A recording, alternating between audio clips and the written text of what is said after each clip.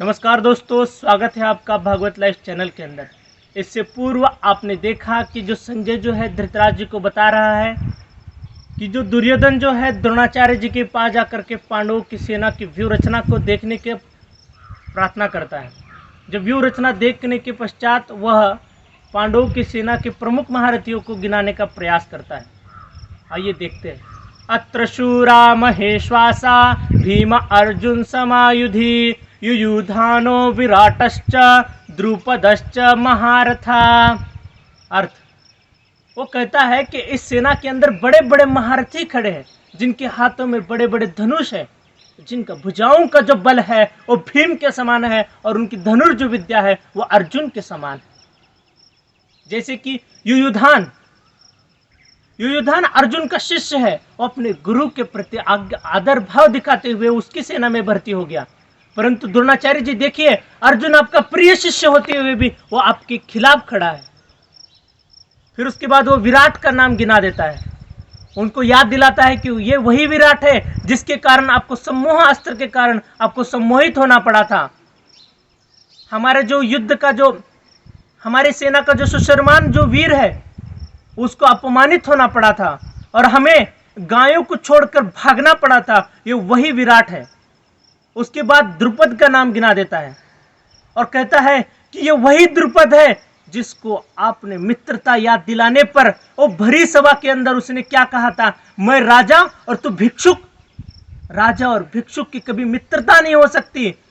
इस प्रकार से आपका अपमान किया था और आपके द्वेष के कारण आपके विनाश के लिए पुत्र की प्राप्ति भी की थी। ये वही द्रुपद है। ये यहां तक नहीं रुकता है, अगले श्लोक में फिर से वो औरों के नाम गिना देता है। आइए देखते हैं कि अगले श्लोक के अंदर किनका किनका नाम आता है। दृष्टकेतुश्च कीतानः काशीराजश्च वीर्यवान पुरुजित्कुंती भोजश्च शैब्यश्च नरपुंगवः। ये वही दृष्टकेतु है।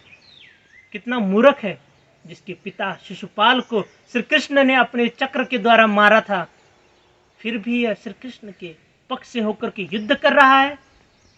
ये चकितान यदुवंशी होते हुए भी सारे यदुवंशी हमारे पक्ष से युद्ध कर रहे हैं और ये पक्षपाती ये उनकी ओर से युद्ध कर रहा है। काशीराज ये बड़े पराक्रमी है, आप युद्ध करते समय संभाल कर थोड़ा सा, क्योंकि ये बहुत ही पराक्रमी है। पुरुजित और कुंती भोज, कुंती के भाई होने के कारण हमारे मामा है और ये पक्षपाती होने के कारण ये उनकी ओर से युद्ध कर रहे हैं। और शैब्य ये जो है युधिष्ठिर का जो ससुर होने के कारण उनकी ओर से युद्ध कर रहा है। ये सारे के सारे पक्षपाती है, इसीलिए इनको आप संभाल करके मारना चाहिए। इनको दुर्योधन जो है द्रोणाचार्य के मन के अंदर इस प्रकार से द्वेष उत्पन्न कर रहा है ताकि वो क्रोध में आकर के उनको मार डाले। ये भी कईयों के नाम गिनाता है। युधामन्युश्च विक्रांता उत्तमोजाश्च वीर्यवान सौभद्रो द्रौपदेयाश्च सर्व एव महारथा। युधामन्यु और उत्तमोज ये पांचाल देश के बहुत बड़े योद्धा है। सौभद्रो अर्थात सुभद्रा का जो पुत्र अभिमन्यु है, ये तो गर्भ के अंदर से व्यूह रचना को तोड़ने का ज्ञान लेके उत्पन्न हुआ है।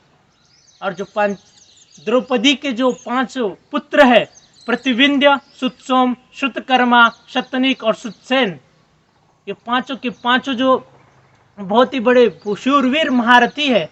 इस प्रकार से नामों को गिना करके द्रोणाचार्य जी को क्रोध उत्पन्न कर रहा है। ठीक उसी प्रकार हमारे जीवन के अंदर भी होता है दोस्तों।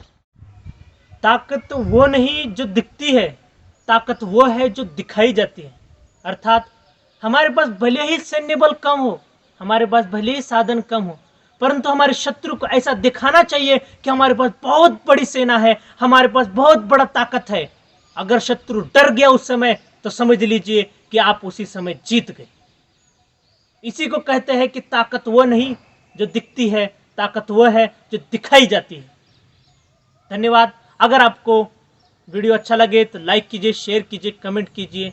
धन्यवाद।